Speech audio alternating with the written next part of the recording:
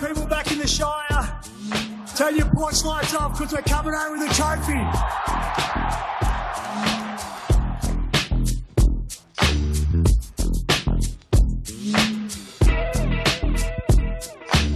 Hey there, welcome to SharkCast Pod, a podcast dedicated to the greatest sporting club in the history of the entire world. This show is brought to you by Dyson Logistics, the Royal Motor Yacht Club in Port Hacking, and Jason Hawes at Cripps & Cripps Real Estate. I am Sam Shinazzi, OG 2015, supporting the club for a lot longer than that. And I am joined right now on the podcast by a semi-regular. He is a podcaster in his own right. I'm not making eye contact with him, which is really weird. He is on the Fins Up podcast. Some say the competition, but I don't think there is competition. And when I say that, I mean I don't see things as competition. And he also does the Rugby League Outlaws visual program, as well as a whole bunch of things which you'll talk about throughout the podcast. Dan Nichols, welcome back to the show, my friend. Mate, thank you so much. It's been a fun evening. It's funny you mentioned Rugby League Outlaws because I have a guest host this week. Yeah. Who some people may recognise. They'll know his voice, so keep an eye out for that one. All right. That's on the YouTube, I believe. It is YouTube, Rugby League Outlaws. Just follow me on Twitter. I've got all the good stuff. No, don't follow you on Twitter. That's a nightmare. And that is true. Because of the platform, not because of you. We're not here to talk about that. We're not here to be funny buggers. We're here to talk about the Cronulla Sharks, the greatest team in the history of the world. 0-1, unfortunately, but almost got it done in Vegas. Now, I would love to hear your thoughts initially about how you thought the Sharks performed on the big stage against the best. Looking at the result, if you'd offered that to me in week one, weeks ago, I would have taken it. I don't want to come here and sound like I'm happy with the loss. There were opportunities to win the game, but overall, I thought we were just beaten by a better team. We were beaten by the best team.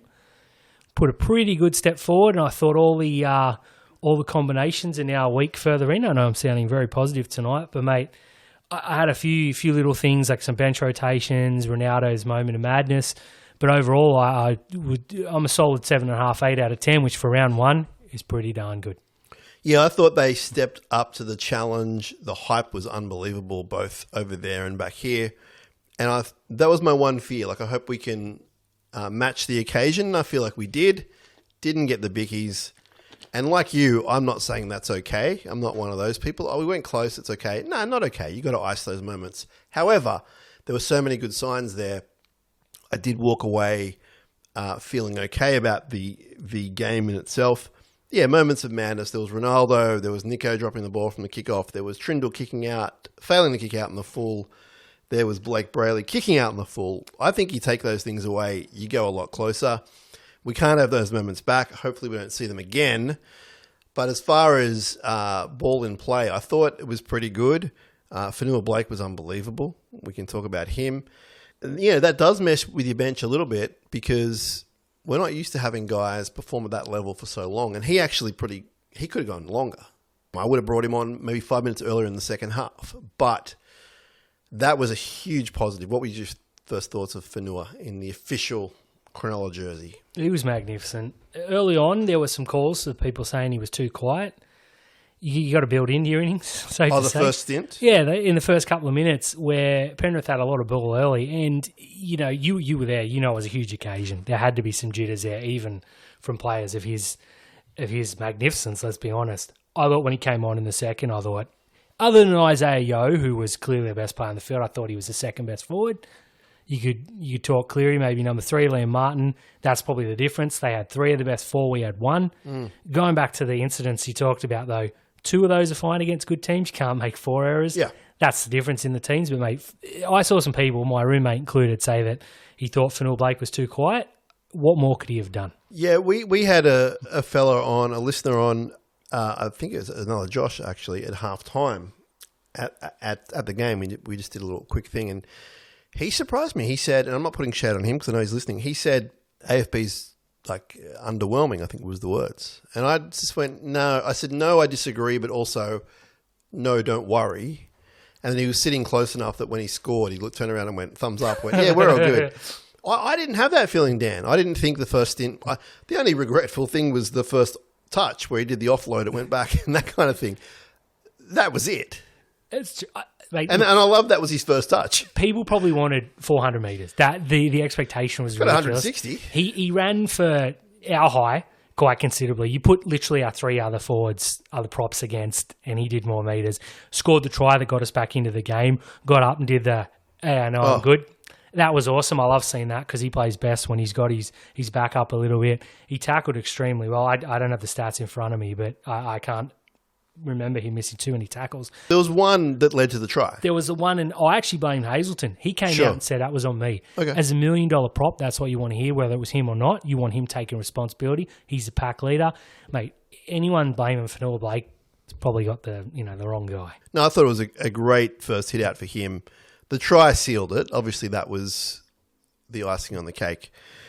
I want to get to a guy who is spoken about so much, and it's not going to stop. And we've got mail about it, so we can talk about that later as well. But I legitimately thought Will Kennedy was close to our best. Until I probably watched it back. Okay, Fanua Blake probably a bit more dominant. But watching it live and in line with him, particularly in the second half, retrieving all those balls, I thought he was fantastic.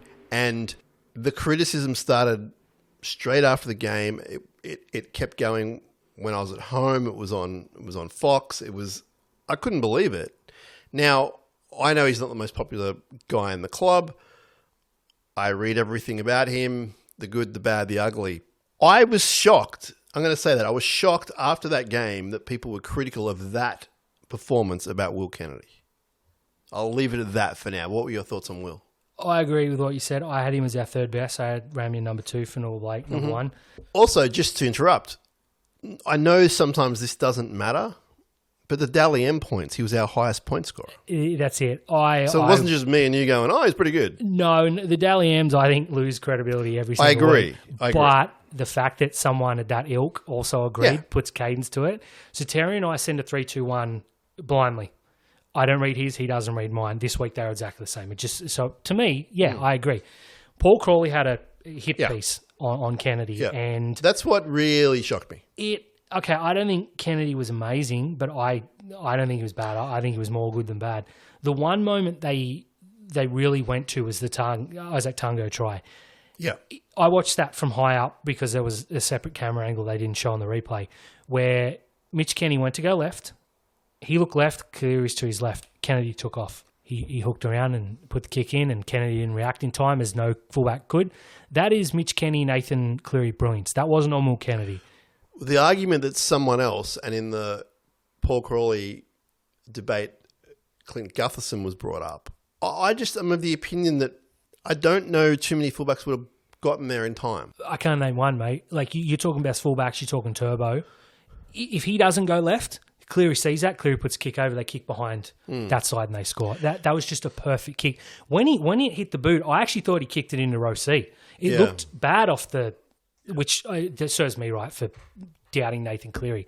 The kick was perfect. Sometimes, and I'm guilty of this, you look for blame. Yeah. Sometimes you just get beaten by the best. And Nathan Cleary's the best. That play was perfect. Yeah. They could run it 10 more times and it will never be as good as that.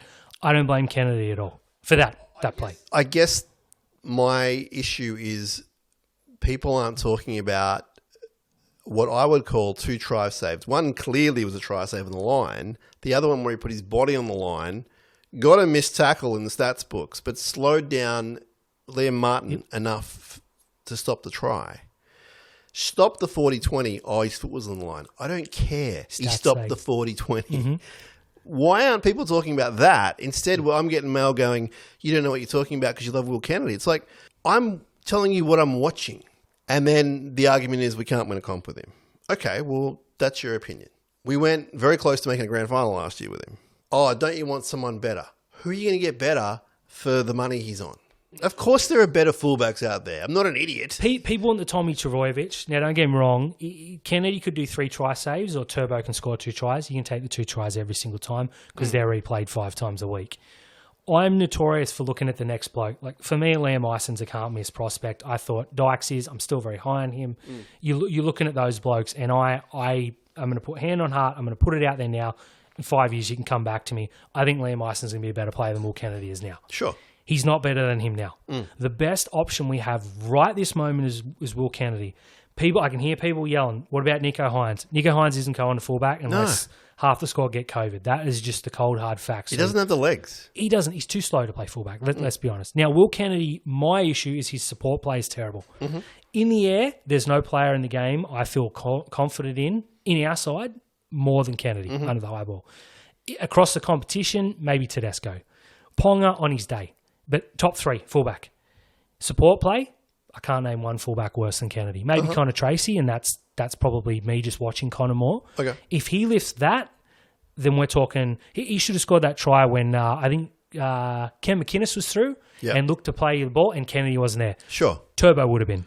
That's the difference. And it's a highlight reel play. People look at the highlights. A lot of people are lazy in that respect. I don't mean that as a crack. Yeah. You watch the highlights, that's what you remember. Yeah. Go back and watch the game. Kennedy does more good than bad. I do agree we need an upgrade, but where are you going to get one for his price? Connor Tracy was the one, and we walked him out of the club, and I'm okay with that. Yeah, well, I think Will Kennedy's better than Connor Tracy in that position. Undoubtedly. And I'm not here saying I wouldn't pick 6 other guys in front of him. That's not the argument. The argument is you can't afford that.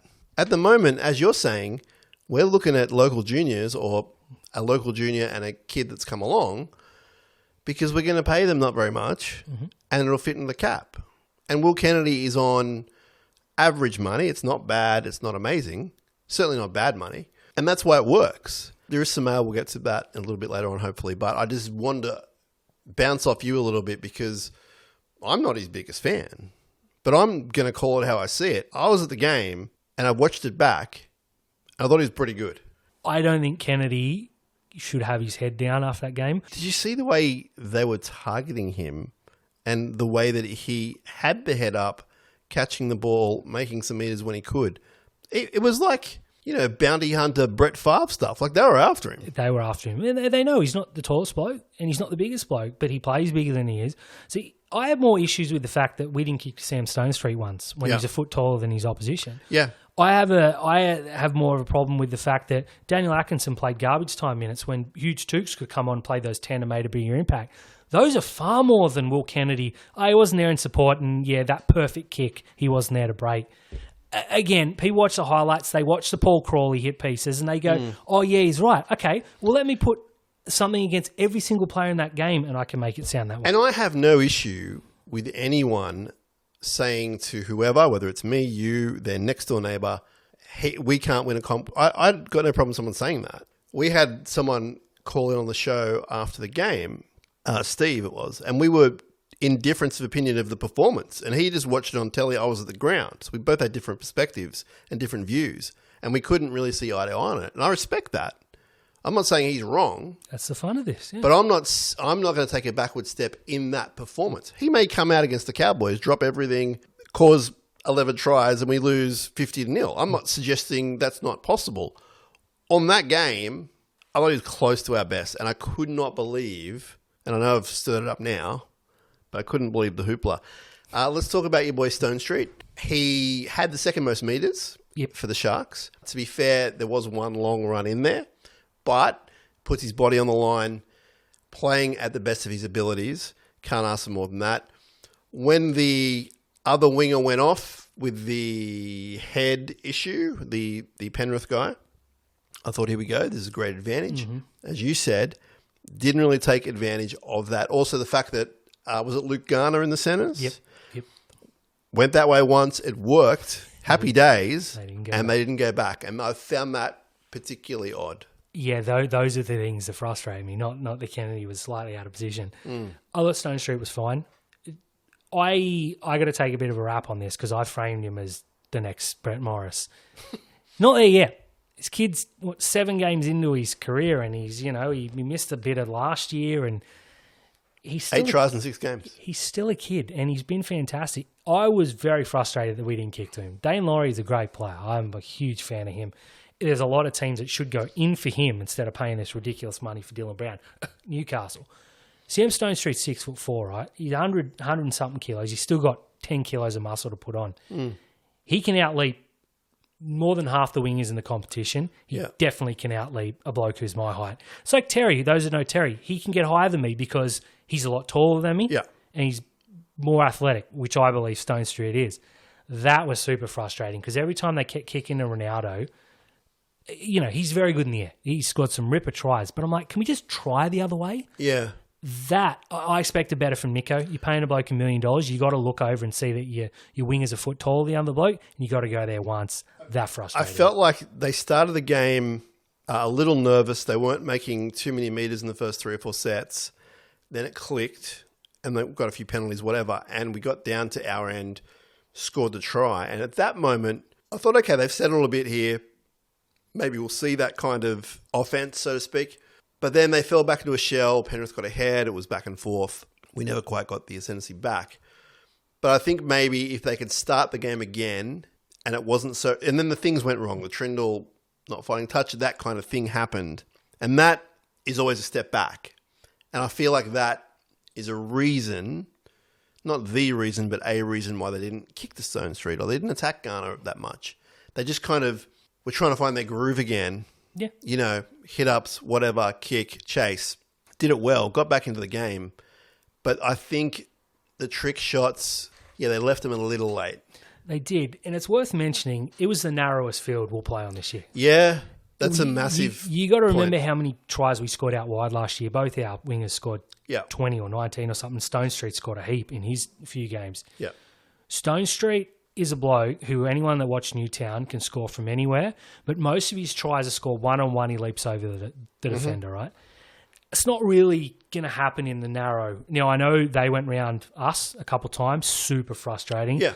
Don't get me started on that Ronaldo misread. But there was a time where Stone Street was caught at dummy half and didn't react quick enough to cover, and they scored in his open Yes, corner. that was literally right in front of me, and I saw it happen before it happened. It was so frustrating because it was so good. They read And it it's perfect. nothing to do with Stone Street. They look, hey, look, It could have been anyone. the kid's in, let's go around him, and they did. So No, but it literally could have been anyone. yeah, and it's brilliant from Penrith. Those are the things that you're probably going to say you want to see improved. What I got a lot of was that Stone Street went backwards. Yeah. This guy hits the line. He's still slider frame. He's 21. Yeah. Katoa is a bigger body. Now, he's not bigger. He plays bigger because he's 27 or something. He's a man. Yeah, he is, yeah. He's nuggety as well. Exactly. He's built low to the ground. Now, Stone Street with 5-10 kilos muscle is going to mow people. He's going to be a Brian Toto, but he's a foot taller. Yeah. You just got to be patient with this kid. And I apologise for talking him up so much because people seem to make entire personalities out of trying to rip the blokes that I say, oh, I like this guy. They're going to hate him. I get it. That's fun. I do that too. Give this guy 10 or 12 weeks or whatever Katoa is. Katoa's not getting his spot back. That's my statement. I notice it when it happens. Like I notice the hit-ups, and there's very minimal post-contact. But I'll say this. In that game, he didn't get driven back too many times. No. People want the leg. Like the difference between an Eero run and a Stone Street run right now is quite big. Eero's just a bigger dude. But I guess my point is, body on the line, he's not shirking anything. And I didn't see too many drives back. Do I want post-contact? Yes, I do. Of course. Do I want him darting around like a Katoa? Yes, I do. But different players and super young, I wouldn't mind seeing a different approach every now and then. I don't know if that's something that the coach would approve of or not, but just in the way that he's doing the hit-ups, maybe he needs to be like Katoa and be a bit more dancey. He's just going in and getting bashed. And occasionally he'll make the post-contact, occasionally he won't. He's not shirking anything, which I love. His attitude's good. Yeah. And he's, like, we spoke to him last year, and this kid knows he's good, but he knows he's got a long way to go. Yeah. And I want to get that on because a lot of people are coming in saying, oh, Stone Street's not Brett Morris yet. He's not. He's 21. His potential is amazing. Interesting to note that there's no contract signed. No, there's not, which I think he's got to earn it. That's what I mean, yeah. Like, you got talent. Like, I was calling for Cagliari to get a contract extension 3 years before he got it. Yeah. He had to earn it. Yeah. And there was talks that he was gone. He was going to Parramatta. England had a deal over there. He backed himself and he got it late. Now he got his upgrade. I expect Stone Street to do the same. I expect in 10 weeks, I expect Fitzgibbon to say, here's your contract. And he'll sign it because I know the kid. I know he wants to play for Cronulla. I know that for a fact. If you're 21, you got Katoa in front of you and the Dragons say, oh, you want $500K to play in the wing? You're going to look across the bridge. Yeah. I hope that doesn't happen because apart from Eero, he's my number 2. I mean, all he has to do is hold that spot, and it's his, as you said, because 100%.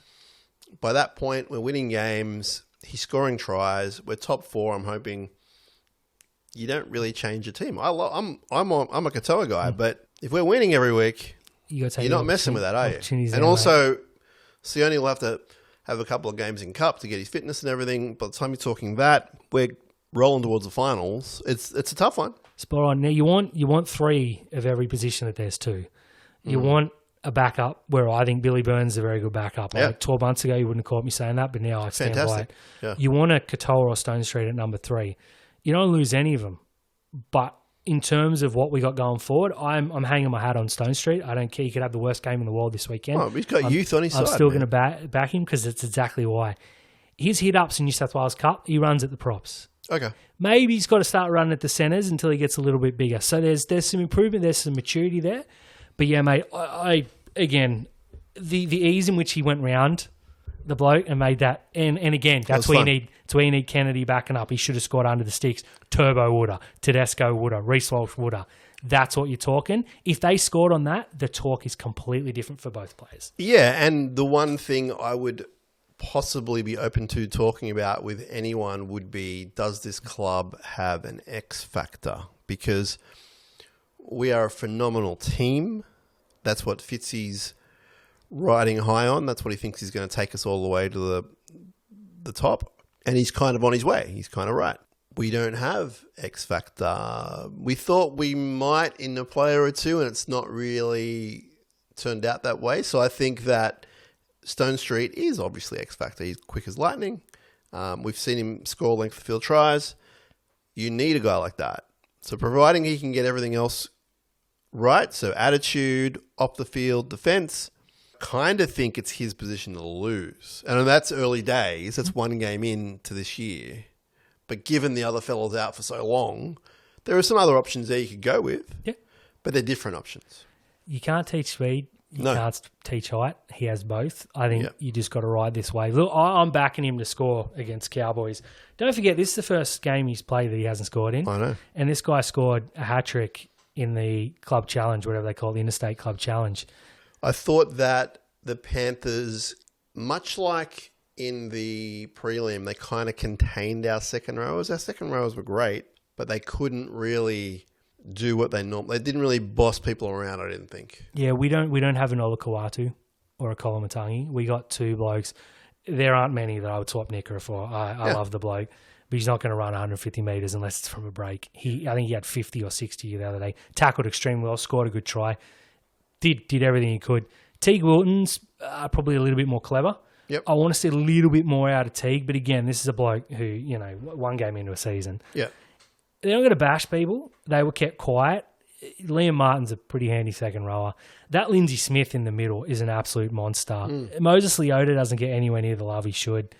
Sometimes you're just beaten by a better teammate. That's absolutely. what I feel here. I actually think that on Martin, I thought actually for a large part of it, we did okay against him. I know he's got some highlight reel spots. I thought we also stuck it to him a little bit as well and contained him to a degree, like more than I've probably seen us do against him and them. And that's what's a bit frustrating. Like, we were so close. There are a few chances at the end where you could level. Yeah. Do they win with a field goal? He's probably kicking one from the 30, kicking at 70 meters. Who knows? But overall, for a round 1 performance against that team in that environment, I thought it was more than passable as well. I mean, you said 7.5-ish. I'm with you. I could potentially go to an 8. I probably wouldn't go any higher, but definitely walked away. Emphasis on the word walk in Las Vegas. A lot of walking. Walked away not unhappy. We're trying to play Penrith's game. Yeah. And Penrith is better at it than us and anyone else. They just did what they did. They bash you. As soon as you make a mistake, they laugh at you and they score. Yeah. How quickly, as soon as Ronaldo gave that penalty away, you knew they'd score. Yeah. And it took them 1 tackle. Like, they are so good. Like, you love him for doing it, for sticking up for his mate. There's nothing there, though. Nothing worth doing that for. Yeah. Yeah. Terry made a good point. He said, if you have a problem, tell him to stay down. Yeah. Get the penalty. Yeah, absolutely. It was just, I love Ronaldo. I love the way he is, but there are some frustrating moments, and these are 1 and 2. Yeah, you'd rather him do it against another team somewhere else because Literally any other team in the world, yes. Yeah, and he knows that. Like, he's out of all those guys down there, he's one of the guys that really takes on board everything he does, good and bad. I know he's very, I'm the show, here we go. But when you talk to him and you talk to him about his game, He's pretty humble. And like I remember talking to him last year about something and he was beating himself up about it. And I was like, you got to be kidding. Like that was nothing, dude. And so he knows. And I appreciate that. Like we can't take back what he did, but it obviously cost us 4 to 6 points. It did. That was the difference in the end. That's what Penrith do to you. Yeah. Now, spectator back home, you watch a lot of rugby league, you read about it, you blog about it, you do everything. Rugby league, rugby league, rugby league. When you sneeze, you say rugby league. Mm-hmm. No, when you burp. Yeah, that's true. How did you find the whole Las Vegas deal? Did you feel the vibe? I loved it. I wrote last year before the first one that it wasn't going to work. Mm-hmm. I am happy to eat those words. I thought last year was great. I thought this year was even better. Now, I'm a Wigan Warriors fan, and they ran right early on, which started well. The second game I enjoyed for what it was. I love watching the Green Machine. Yeah, the Warriors are pretty terrible. Most of the girls' game, I had it on in the background. I was watching the wrestling. And that was going to happen no matter who was on, Sharks included. My kids, they're the only thing they pulled rank. That it is what it is. Now we can reveal, as was revealed on this show post game by Lush from Melbourne, that John Cena turned heel. He did. And now, it was I have not watched today's episode, so you and Lush need to be very quiet, please. How did your kids react to the heel turn? My daughter didn't care. Okay. And my son was mortified. Excellent. But he laughed because he was like, it was like that. I'm happy this is happening. But oh my God, what's happening? Yeah. His passion for that is what I love and I had as a kid. Yeah. And I still have for rugby league. He's not quite there yet. He watched the first 20 minutes of the Sharks and went upstairs. His mates are more important right now. Yeah. I'll get him. Don't worry. Yeah. That was a moment. The second biggest moment of the day after the Fanul Blake try. Yeah, right. Have you seen the Homer Simpson, I believe it's a meme, where he's sitting as a kid in the living room on the floor watching an event on TV, and then the other one is him as an adult. That's me watching pro wrestling and football, to be fair. I'm never growing out of this, mate, and you can't shame me. But when I saw that, I was like, oh my God, that's just me. That's hilarious. John Cena turned heel. Okay. I love the day, mate. I think Vegas is great. Vegas, yeah. I've got to tell you, I had to go there to experience it. Otherwise, I would have gone, oh yeah, it looks a lot bigger and better this year. It's insane, dude. For someone like you who is just obsessed with the game, like a lot of our listeners, but I mean, Sharks number 1 and number 2 for you is rugby league. Mm-hmm. And it's just off the charts, man. Like so many people just wearing the gear and they're talking about it. It's all very positive, very upbeat. There's no troubles, no hassles, there's no fights. Everyone just wants to talk footy like non-stop. And because it's Vegas, you're awake for 24 hours a day. You're talking footy 24 hours a day. You're at the NHL, you're talking about footy. You're seeing a guy in a Sharks jersey. Hey, the only issue is, of course, is that it's time and money. Yeah. You know, that's a reality, you know. So a vast amount of people can't do it, and that sucks.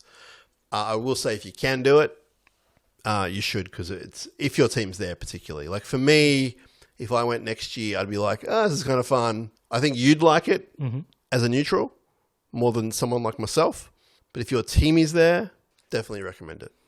10 years ago, I would have been the first person booked. Yeah, I know, of course. If we didn't have a rather large wedding coming up in 2 weeks' time. You're getting married? No, I most certainly am not. I would have been there, 100%. Yeah, especially when they named Wigan. I was like, oh, both my teams are playing. That's annoying.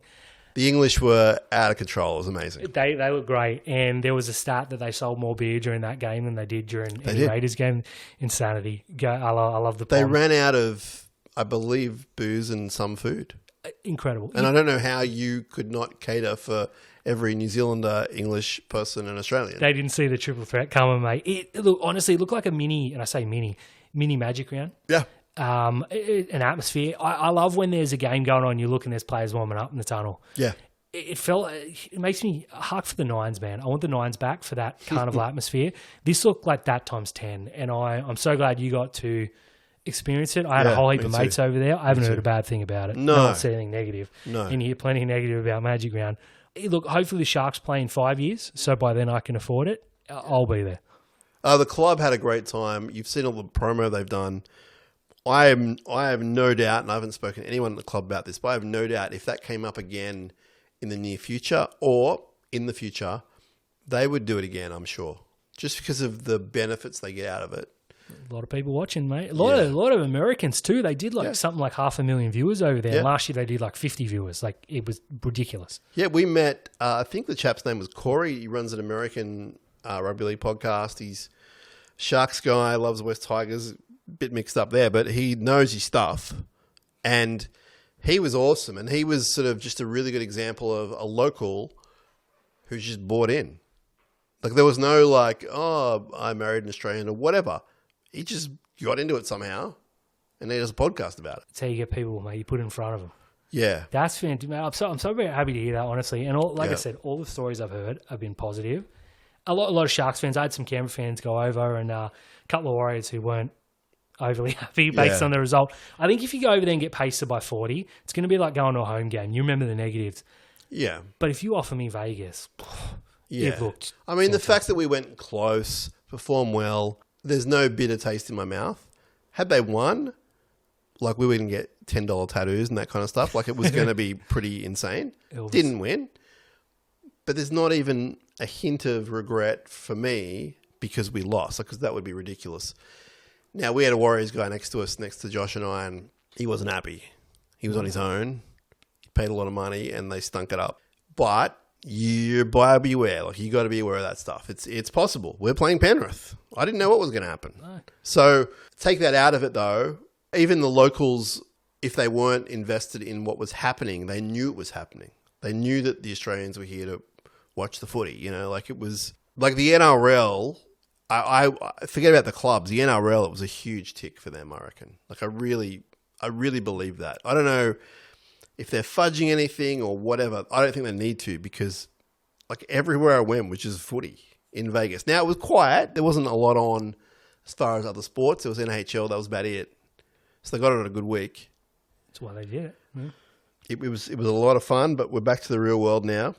Do you think the Vegas experience, the travel and whatever else, do you think that's going to affect the team at all? Are you a believer in that, or you're okay with it? Or doesn't help. The week off, if you had to play the week after, 100%. You're not going. The week off, there should be no excuses. Yeah. Now, would I rather have a home game this week than go to North Queensland? Absolutely. Again, though, the Warriors do this travel every single week. Yeah. There's no excuses. I think no is the short answer. And if it is, it shouldn't be. Yeah, okay. So they're travelling Wednesday to North Queensland to get acclimatised up there. That's a long trip. It's a long trip. Yeah. But they'll be settled on the Wednesday. It's got Thursday, Friday into game day. So they know what they're doing. They plan this stuff in months in advance, obviously. And I know there is a bit of unknown there, because if you base it on last year, you can say, oh, these teams didn't perform that well after Vegas. But we can't really prove why. They all played each other too for the next 3 weeks. I found that a little strange this time. Yeah, I find that strange. Yeah, and to send us to the Cowboys is a bit of a cop-out. Yep. So I imagine the club would have said, New Zealand or Cowboys trip. Maybe that was it. Yeah. And they probably thought, we'll go to Para or whatever. But yeah, that would have made more sense. You get on the bus the day of. It's not ideal. Do not get me wrong. You'd prefer not to. But they're professional footballers, and they really only sat down for an extra, 10 hours on the plane as they would have to New Zealand. They're at the pointy end too. Yeah, and they went early. I think the Sharks did everything they could to put their name out there. I think it was a huge win all up. Yeah. If any, you won't hear anything from the club. All right, let's have a quick break, Dan, and we'll come back and talk more black, white, and blue, that's for sure. You are listening to SharkCast. You are with Shinazzi and with Dan Nichols from Fins Up and from Rugby League Outlaws and from Zero Tackle and a whole bunch of other places too. Back after this short break. The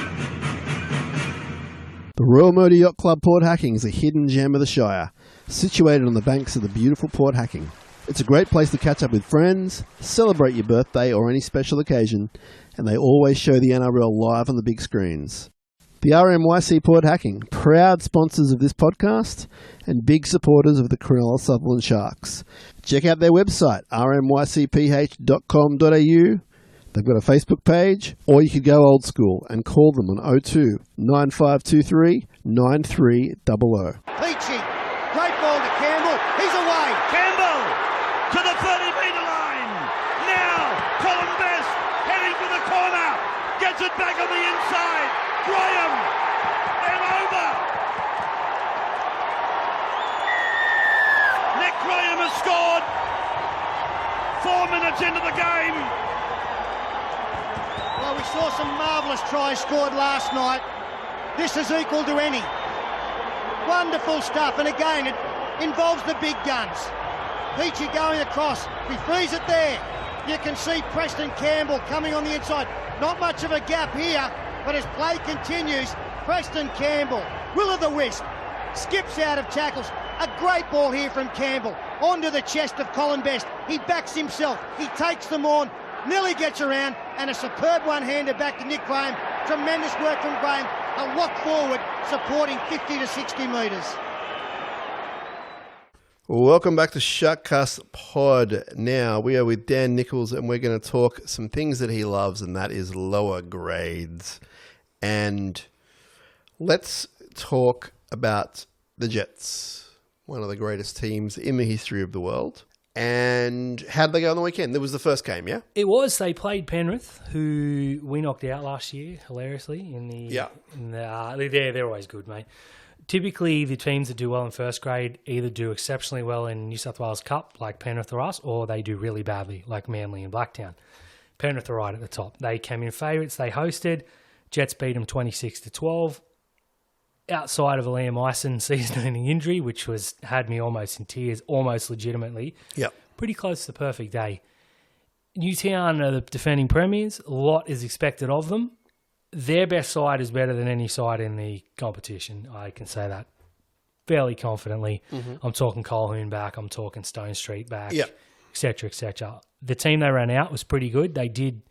Hohepa Puru missed out or was pulled late. And I think... Why was that? I don't know. He was actually named up till the day, and they pulled him out. Okay. And Beryl was the other one. I figure it's because of travel, but I don't know if Puru went. I know Beryl was there for a fact to Vegas. Oh, yeah, he was there, yeah. Yeah, or whether it's with a view to the Cowboys, because ultimately the Jets are important, but they're there for the Sharks. Yes. Let's call it as it is. So I was pretty happy with the performance, to be honest. Anyone that wants to watch it's on Bar TV. It is a subscription. The $20 a month for me.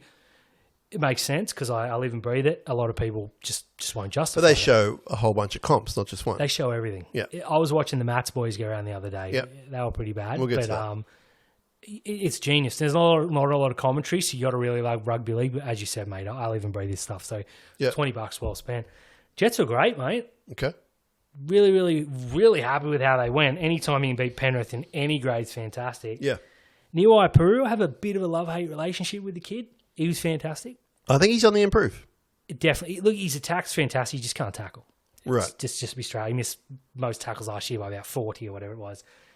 Christian Dixon, who's a kid I want to mention a lot, played exceptionally well on the wing. Yep. Billy Burns, though, this guy, now I'm not calling for his inclusion in first grade. He's too good for New South Wales Cup, and I'm glad we have him. Yeah, I've said it before. Like the 5 or 6 games he's played for us, he's just been rock solid. And we didn't really expect that, particularly given the Dragon era of Billy Burns. Like, Panthers era is pretty good, short era.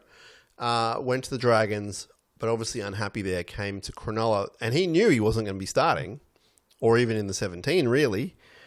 But when he is, he's been fantastic. And we saw what he did in the finals last year for the Jets. Like, he was untouchable. He was our best player. So I'm with you. And I think it's important to have those guys, you know. And I think a guy like Hohepa's on his way. Like, it's a small window we've seen at both the top level and the lower level, but I like him. Oh, big time, I agree. Should one of the back row go down, there's a couple of guys there that'll step right in and not let you down, and probably in Hohepa's case, he might provide a few points. Big time. A lot of people ask me why I'm so passionate about the Jets. I love the Newtown setup. I think it's the romance of it. It's fantastic. Absolutely. Ultimately, though, these are your future Sharks. The majority. Now, there are some Newtown contracted players. There's some players. But Sifa Talakai was a Newtown contracted player playing in the system. Cronulla grabbed him. That worked out all right. Yeah. Pretty much everyone in the team this weekend who's not named Nico Hines or Cam McInnes played for the Jets at some stage. Oh, and Fanua Blake, obviously. Kafusi. So there's a few. Last year, all the Sharks have come through Newtown. Yeah.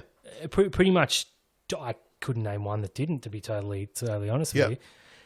it's such a good setup. They've been so good for so long. Newtown, their players are pretty good.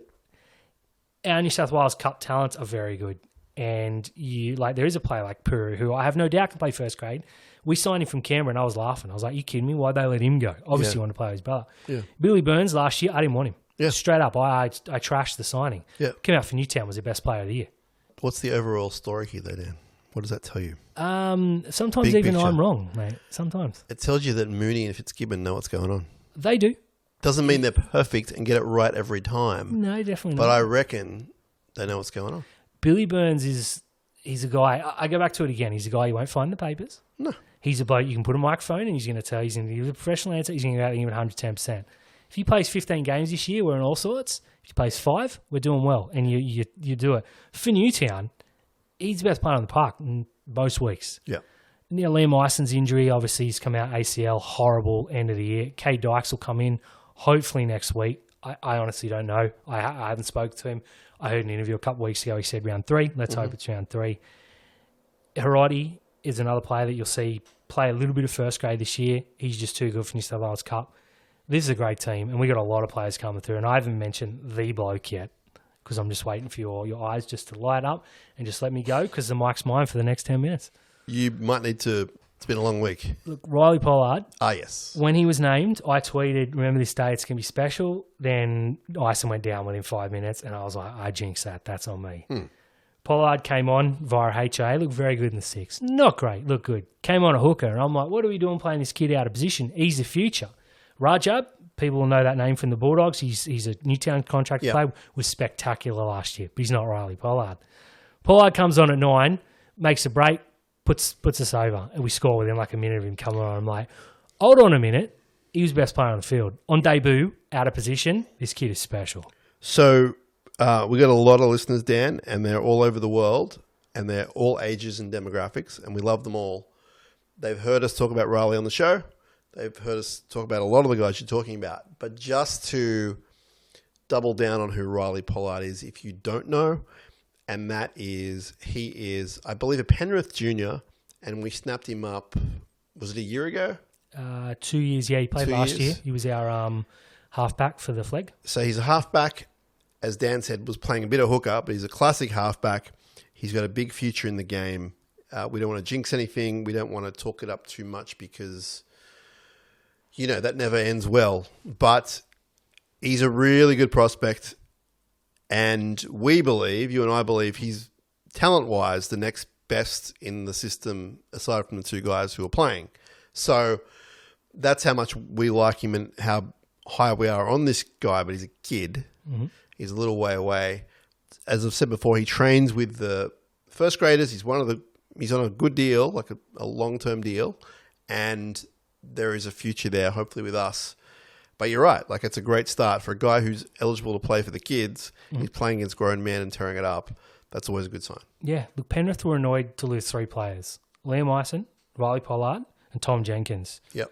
2 were in the Cronulla system. 1 went to Newcastle and is now back at Penrith. Yep. That shows you how much talent these kids have. So, yeah, again, it's a slow burn. He's been named to start for Newtown this week. I hope he does. Because there's some special talent. But we saw Bronson Xerri score 4 tries on debut and then do nothing for the rest of the year.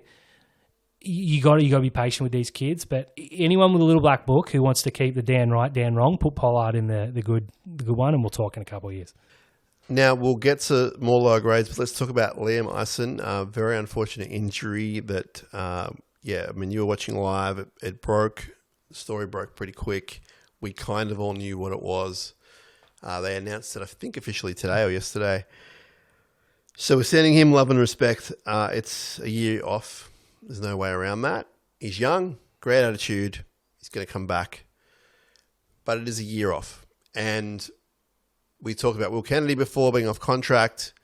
This changes things a little bit. Now, you know, like dislike, Will Kennedy is doing a job, whether you think it's a good job or an indifferent job, he's doing a job. I got a feeling the contract extension will happen. I don't know how long for. But I do think it is partially because I think he's playing well, but I also think that there's not a lot of options there at a junior level for us now We do have Mawini there. We have Cade, but Cade's an unknown because he's had a year or two off himself. Now, he looks pretty close. I saw him today at training. He looks close. I don't know when he's going to have his first game for the Jets. But there's not a lot out there week to week. So we can say Mawini, but we probably don't want Mawini there, with all respect, at fullback week in, week out. We think that Will's probably above that. So can you jag someone from another club who is going to be at the Will Kennedy level for the same or hopefully less money and do a job? I don't know if you can. Maybe you can. Maybe there's someone out there. Maybe there's someone on the fringe. But at the moment, I think the Dyson injury definitely is in the favour, I hate to say it, of Will Kennedy's contract extension. I hate to say it because of the injury. You're right. Yeah, 100% right. I'm just on zero tackle. Fullbacks off contract. Go. Corey Allen, Tom Chester. Corey Allen? Yeah, he's playing. Tom Chester's great, but very injury prone. He's had two. Clayton Folalo, I don't know who that is, full disclosure. Dykes, Kennedy, Dane Laurie, Blake Wilson. I can be talking to Dane Laurie, but he's not going to accept the Will Kennedy deal. I wouldn't expect he'd just sit on the deal he's on at Penrith and win another premiership there. Who was the last guy you mentioned? Blake Wilson, the winger for Bulldogs. the Bulldogs. He's not it, with the greatest respects. Liam Ison was the bloke that I was convinced was going to take over Kennedy. I put in writing that Magic Round, Ison's going to be our fullback. It's not going to happen. It's not going to be Magic Round next year either, because an ACL puts you back. Now, I've had some people message me and say, do you cut him? Yeah, he's done his ACL. James Tedesco did his ACL early, twice, I believe, and is a pretty handy fullback. Well, they didn't cut Max Bradbury, and I saw him today. He's looking pretty good. Injuries happen. It sucks. It's didn't literal cut Colhoun. worst case. It's not the Fitzgibbon way to cut people. It's worst case scenario because for me, Ison was the next one up after Stone Street, and obviously what happened with Katoa was played great against the Cowboys last year. He was good on debut. Last year he could have played Flag or he could have played New South Wales Cup. We decided we wanted to win New South Wales Cup. So if he plays Flag, we win it. If he could play both, we win both. He's that good. He's a young kid. It's horrible. I go to Will Kennedy tomorrow. I say, here's your 1 year deal, mate. Then we talk again in 12 months. Sure. They might do that. They very well might do that. I can't see any way around it. And I wouldn't begrudge him that. I wouldn't be too upset. If they'd done that with Ison in the system, I would have been okay. Yeah. If they come out tomorrow and say, Kennedy sign a 3 year deal, not for me. Mm-hmm. In 6 weeks, though, if he's the best fullback in the comp, give him the 3 year deal. Yeah. But we're in a good spot where we don't have to rush, and with the greatest respects, I don't think there's too many sides banging the door down. That's it. Yeah, it's a very good point, and it's sort of a point that some of our listeners have made to me that, no one's chasing him. There's better guys out there. Well, we've pointed out there's probably not better guys out there for that price.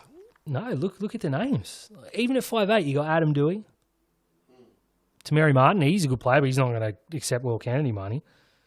Some of these other names, I don't even know who they are. So right now, unless a player comes out and says, oi, like a Blaze Talangi, that kind of player says, I'm not playing behind Jack Cole at Penrith. I want to go play fullback at Cronulla. You can talk then. Other than that. The other thing is, I think listeners sometimes should put themselves in the large shoes of Craig Fitzgibbon. Essentially, whatever he wants is going to happen. You know, nothing, like, I know that's a stupid statement, but nothing happens unless he kind of wants it. Mm-hmm. So if his assistant goes, I want X player, and Fitzy goes, I don't think so, it doesn't happen. Craig Fitzgibbon is huge on stability. He's huge on the fact they've all been together for so long. He's got a fullback who he thinks does I imagine, decent job because he picks him every week, who's been in the system, knows the system back to front. I don't know if he's going to say to Tamari Martin, who's a very good player, you come join this system, find your feet, might take 6 months, learn how we play. I'm not suggesting that it's like the most complex system in the world, but you know what I'm saying, Dan. Like they've all been together for years. Starting again. Do you want to rock that boat? Do you want to go, I'll take the winger from the Bulldogs because we can afford him and play him at fullback because he played a bit of fullback as a kid and get rid of Will Kennedy? Until you find me someone better who we can afford, or in your case, which I agree with, a young fella coming through who can stay healthy. That's our biggest issue with the two guys you're particularly talking about. Mm-hmm. I don't know what the answer is. I like the 1 year extension. Hopefully he's cool with that. I can't imagine him not, because as you said, unless there's other people offering him a better deal, and we don't know that there's not, but we don't know there is either, I think that that's perfectly fine, a 1-year extension. It'll be interesting to see what happens. We're devastated about the Liam Eisen thing. No one likes any injuries. Those injuries are just horrible to see. And I got a feeling we'll be back just fine. It's just a year off. Tell us about what else has been going on. We had Flag, we have Ball. Off a grand final last year. Probably should have won in the last. They won like 12 in a row to get to the grand final, so I'm definitely not bagging them. They lost 30-0 to Penrith, who again are red hot. Penrith could line up in 15th grade and they're going to be the best team in the comp. It's just a system. Riley Pollard was pulled late-ish. We found out the day before that he was going to play New South Wales. Was in the running, rather, to play New South Wales Cup. They looked like they trained all week with him and he didn't turn up. They were despicable. But they started with like 1 win from 7 games last year and made a grand final. So not too worried. The Mats and SG Ball both lost, I think, to the Roosters from memory. I watched bits and pieces of both games around the gym and other things that I was doing. Not even lying. I actually went to the gym on the weekend. How good's that? The girls' teams, look, all 4 teams are in the running for finals, which this time last year we weren't, so that's a big improvement. The SG Ball, just to set the scene, you can rock up and the team can be completely different from last week. A bloke could have the flu. He could be arguing with his girlfriend. His mum could have grounded him and he didn't get out to training. It's volatile. You can play the Roosters 1 week and lose by 40, and next week, the team that beat the Roosters a couple of weeks ago, you can lose 2 by 60. It's random. There are 4 or 5 good teams and the rest is a complete S-shoot. So I wouldn't look too much into these. Obviously, you want all your teams to win.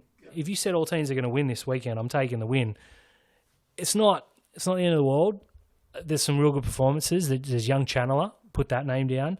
I believe there was a really good forward. I won't name because I heard the story from someone close who's injured.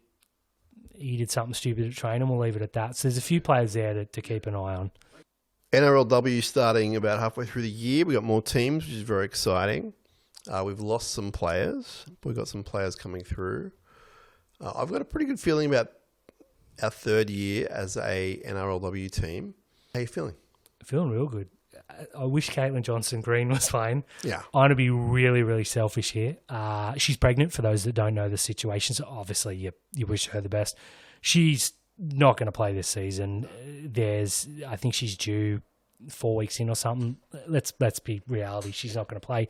Her contract extends and we can bring a player in because the NRL covers that under the thing, which is great. We signed King recently, who is a sevens. I think she's double gold medalist or something. She's real good. She played a couple of games for the Dragons, I believe. Also signed the young half from the Titans, who was their halfback 2 years ago, was injured this year. Obviously, the big one we lost was Taylor Preston, the halfback. It's never fun to lose a halfback, but with Hanaway, we got 3 exceptional options there. I'm not going to say an upgrade, but I'm not going to say it's not an upgrade at halfback either. Yeah, no, I know what you're saying. I mean, the player we're losing was very a classic halfback, shall we say.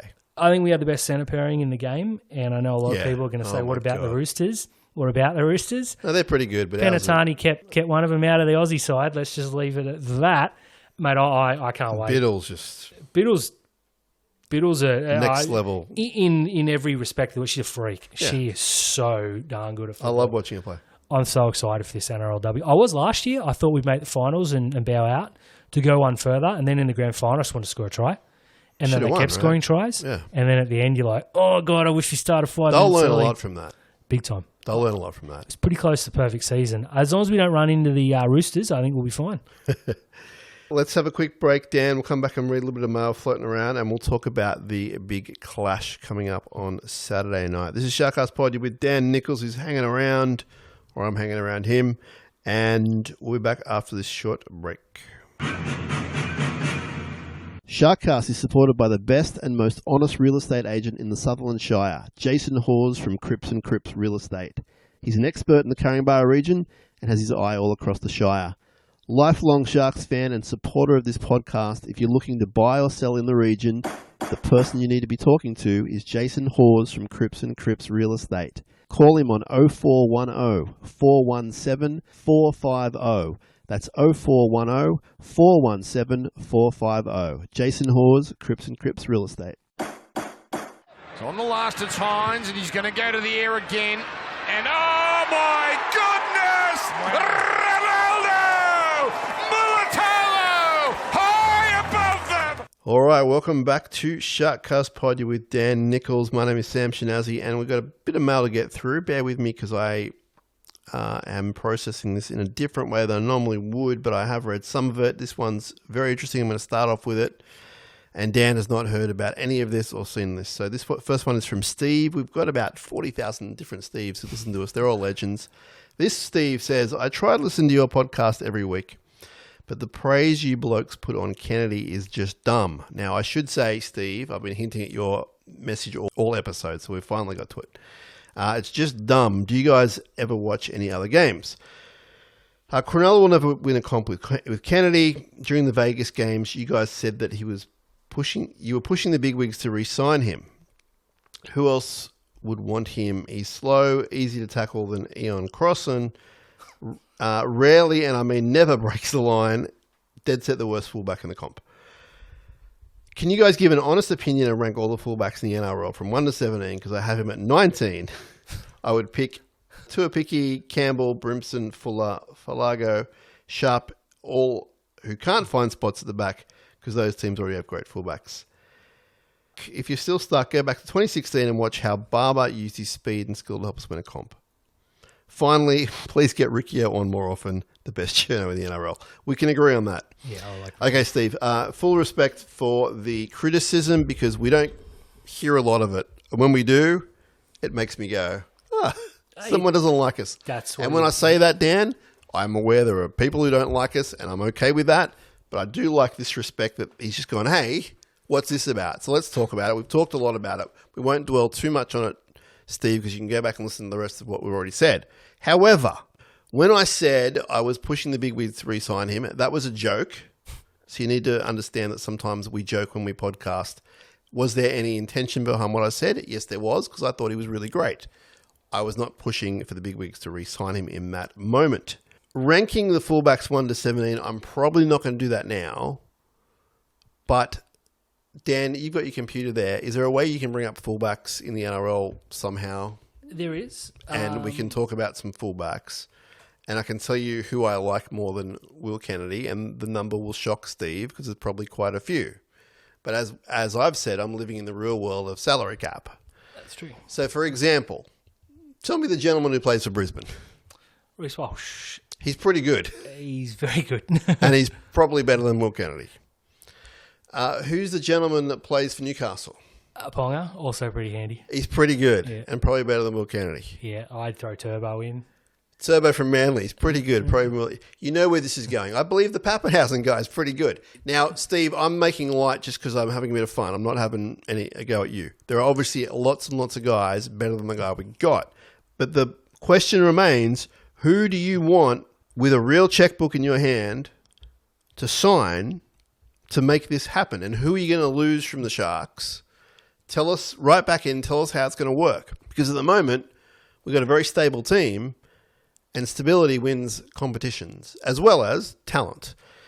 Dan, we hear this a lot. You and I hear this a lot in our field of what we do. The Sharks can't win a comp with Will Kennedy. Do you agree? I agree that you look at fullbacks. No. Can they win a comp with Will Kennedy, yes or no? Yes. Okay. But I'm not confident. You look at 2016, Ben Barber was our best player. Absolutely. I know no one will admit that because it's taboo. He was our best player. No, he was great. You look at most of the teams outside of, I can't believe I'm going to say this, Penrith. Name your team where the fullback isn't the best player. All the top teams. Reece Walsh is the best at the Turbo. Tedesco, Pappenhausen. I could hear an argument against Pappenhausen. So does that mean we need our fullback to be our best player, or we just need an upgrade on what we have? We need an upgrade. I'm convinced it's Liam Eisen. Unfortunately, that's... I drink because you've said that 20 times, with respect. You believe it. I got you. Yeah, but it's fantasy now because he's not going to be able to walk for the next 6 months. Right. If you said to me right now, we're signing Suafa'alongo from North Storm, right, I'm taking him in a heartbeat. Okay. Outside of that, I'm looking at, I would have Kennedy over Dream Buller. They have Gutherson. No, now, but next year, yes. They have Tyrell Sloan listed here. I'm taking him over Sloan. I don't rate Sloan at all. Kinney, no, I'm taking Kinney. Mm-hmm. So Sporting News, who I don't work for and don't hold in particularly high esteem, I actually have a lot of mates that work there. That's a friendly jab. Mm-hmm. Have Will Kennedy at 17 last year. Okay. You'd have to go far to find a bloke who wouldn't have him in the bottom four. Mm-hmm. In saying that... Well, you and I just reeled off a whole bunch that we love, and it wasn't Will Kennedy. So I guess my point to Steve is I don't know what the answer is because, all right, the fella who's playing for... Is it North Devils? North Sydney. He's playing for North Sydney. Yep. Very good player. Mm-hmm. I'm offering him the Kennedy deal tomorrow. It's going to work? The problem is he's not off contract and he's in the Storm system. Ryan Pappenhausen's one tackle away from being out for 8 weeks. Yeah. That's how Nico Hines got his start. Yeah. It's fantasy booking. That's the only one I could name. That Dane Laurie's probably the only other one, but there's no way Dane Laurie's moving from that Penrith system. He tried that and it didn't work. I don't know if I'm sold on him being our fullback. Eagle player, but again, you put any player in a Penrith jersey, they're twice. Look, Paul Alamotti. At the Bulldogs, he was the worst centre in the competition by a mile. Hopeless. He's pretty good against us. He's fantastic now because it's in the system. So, I mean, we're going around in circles. And again, we're stuck. I appreciate Steve writing in and his honesty, and I'm glad you try and listen to the show. Please keep listening. It's not a Will Kennedy podcast, I assure you. But at the same time, I'm going to stand by what I see and what I think and what I feel. And I'm telling you, Steve, I'm doubling down. His first game for the year, I thought was pretty good.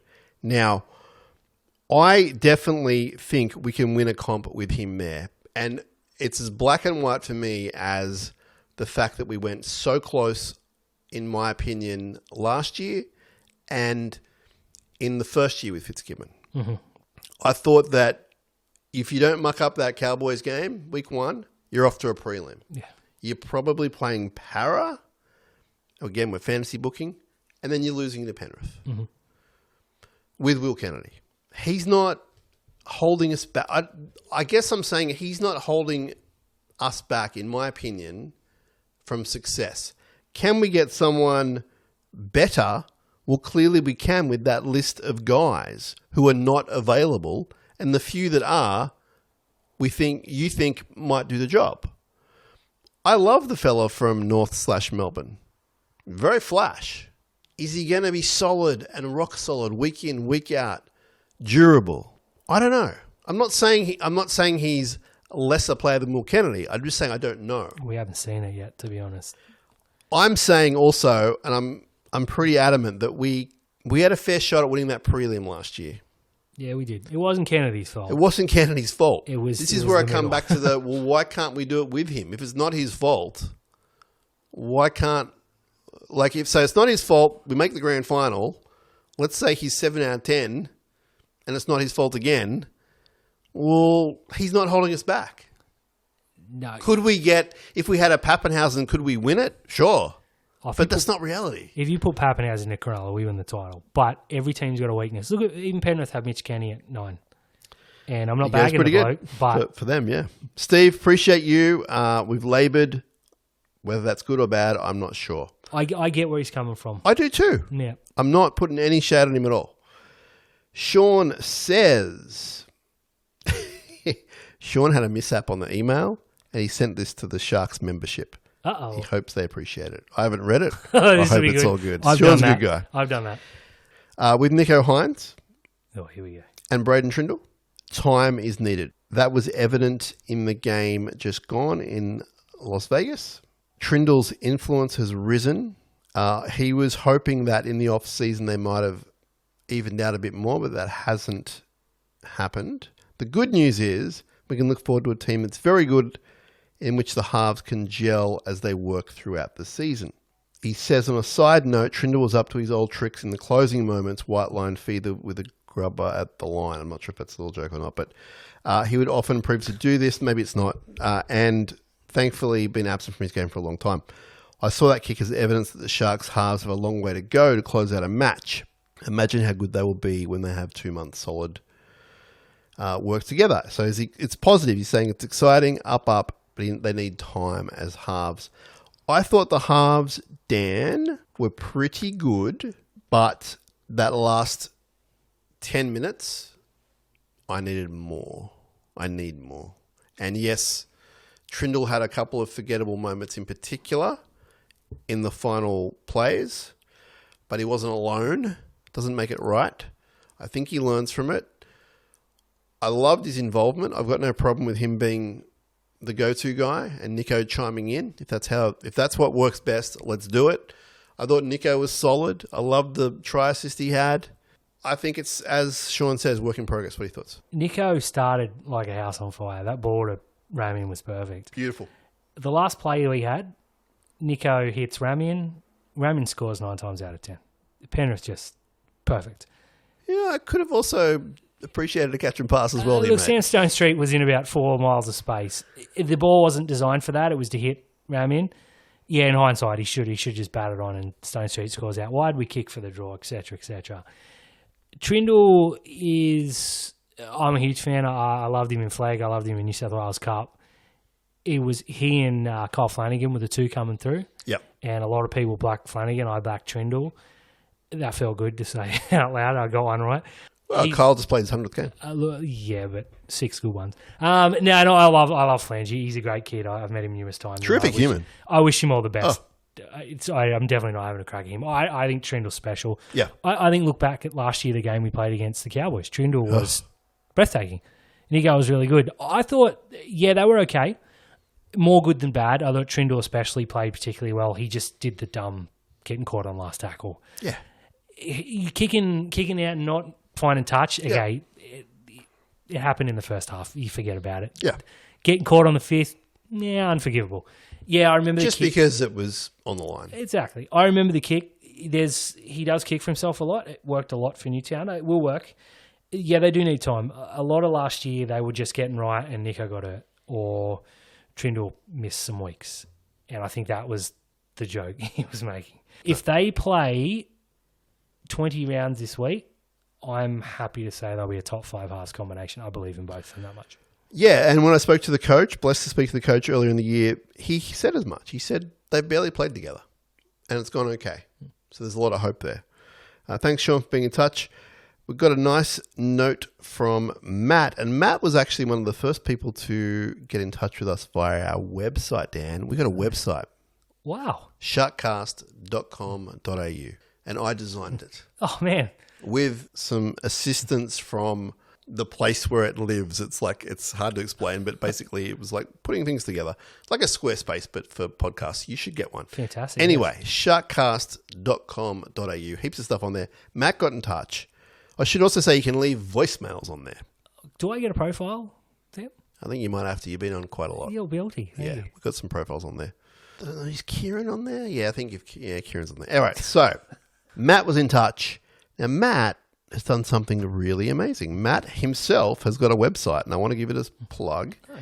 It's called Sharks Nerd, so sharks with an S, nerd.com, as Dan looks it up.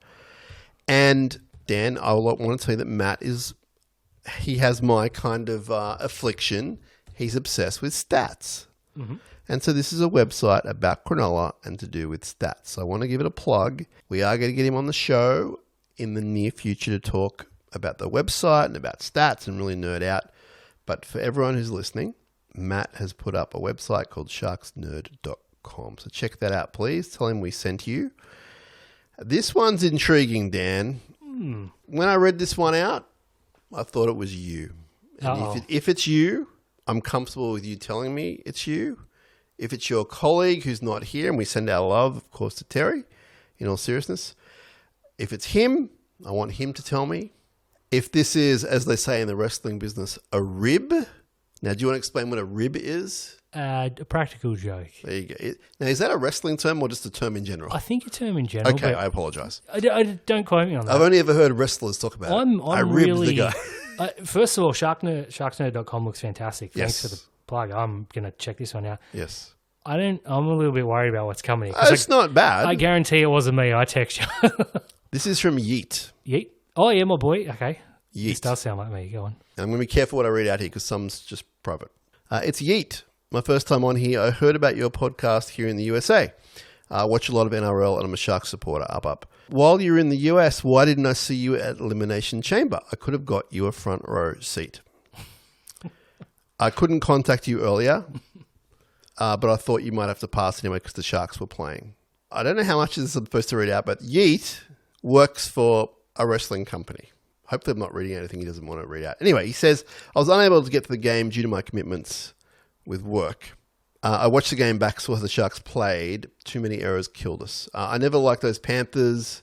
Mentioned some unflattering things about referee Klein. I like Yeet, yeah. He wanted to know why Atkinson was there playing off the bench. He wants Tuku out there. He wants a fourth forward, a better option than Atkinson. So let's talk about that, and we'll get back to Yeet's email.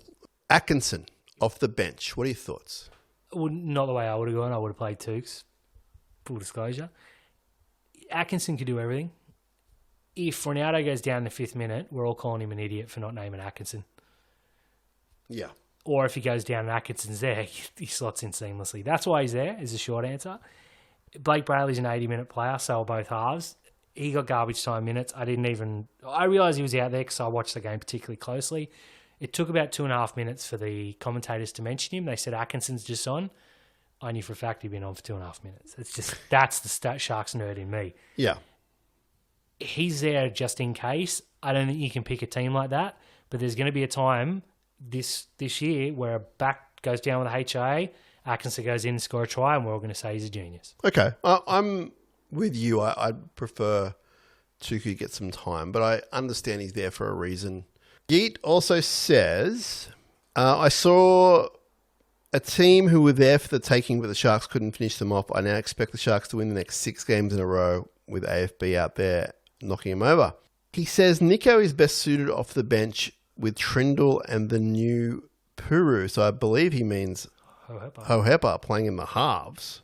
Oh, Yeet, you're losing me. And he doubles down on Fitz to play Tuku instead of Atkinson. I was always critical of Kennedy, but that had to be his all-time best game. There you go. That's another person. We're all over the shop here.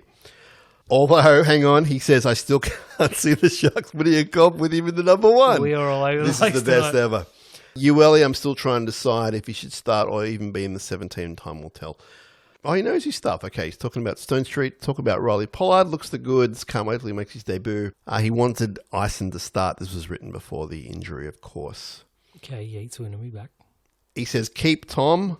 So he'll be happy about that. He said he's everybody's favourite at the company that he works for, the wrestling company. They love him. Let's go Sharks. I'm not sure when your next podcast is, but myself and some of the others from the wrestling organisation I work for will be listening. Give us a shout occasionally. He says, give WWE a shout out occasionally. Well, Yeet, because you're a new listener, I think, we talk about it a lot, my man. So get in touch and we'll talk some more. I might leave it at that because I don't know. I've got no reason to doubt that Yeet is a real person with a real job, and I bet she's going to surprise me with amazing seats in Perth later in the year. Yes. Do appreciate Yeet getting in touch with us. A lot of good stuff there. Mate, I would have gone to Chamber.